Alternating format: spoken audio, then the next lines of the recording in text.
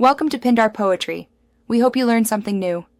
In this video, I will explain how to replace your Toyota Sequoia door handle. First, ensure you have all necessary tools, including Phillips and flathead screwdrivers, a 10mm socket, and an 8mm wrench. For safety, always begin by disconnecting the negative battery cable. This simple step prevents electrical issues. Also, consider using a plastic pry tool to protect your vehicle's paint and trim during the process. Having these items ready will make the job much smoother.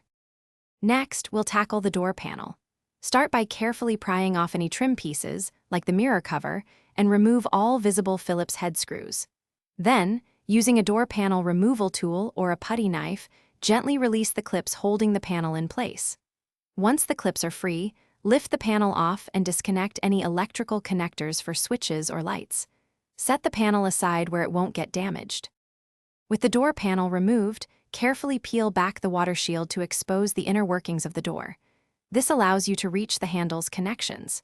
Locate and disconnect the lock rods and cables from the back of the old door handle assembly. These are usually held by small clips. Then, find and remove the 10mm bolt that secures the handle in place.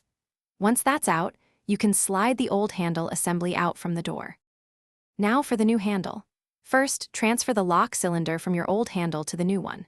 Then, carefully connect the lock rods and cables to the new handle, ensuring they are properly seated.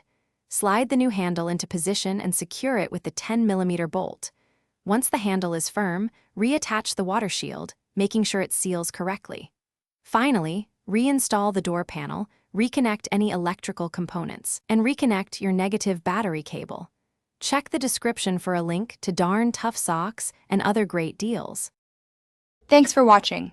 Consider subscribing if we helped you.